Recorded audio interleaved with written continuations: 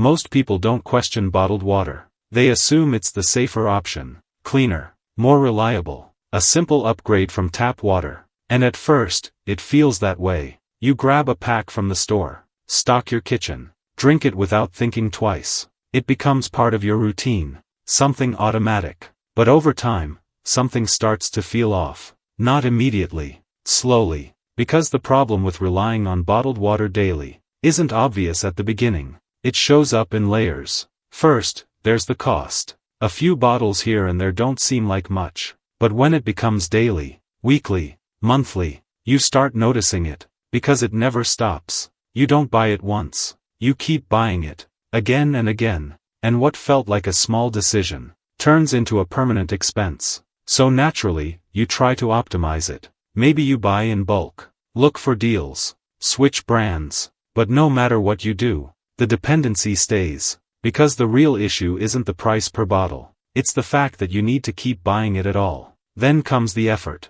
carrying packs, storing them, making sure you don't run out. It's manageable at first, but over time, it adds friction, especially when life gets busy, and suddenly, something as basic as water requires planning. And that's where frustration starts building, because water isn't supposed to feel like a task.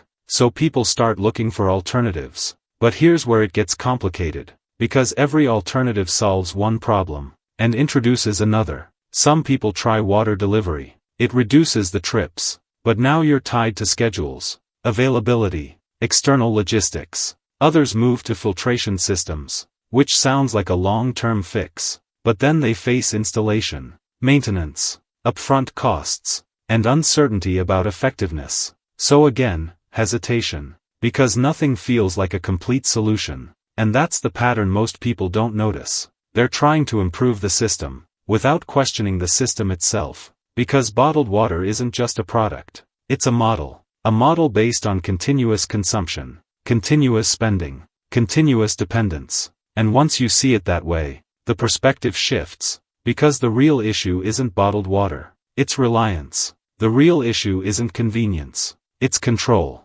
That's the turning point, because once people realize that, they stop asking, what's the best bottled water to buy, and start asking, how can I stop depending on it altogether? That question leads somewhere different, not toward better brands, but toward different approaches that focus on having water available, without constant purchasing, without constant logistics, without constant trade-offs. Some people start exploring ways to handle water at home, not in a complicated, technical sense, but in a practical one, using simple setups, accessible materials, processes they can repeat themselves, and for the first time, the solution starts aligning with the original need, reliable water, without recurring cost, without dependency. The real issue isn't bottled water, it's what happens when you rely on it every day. If you want to see how some people are approaching this in a more practical and independent way, there's a structured breakdown in the description that walks through it step by step.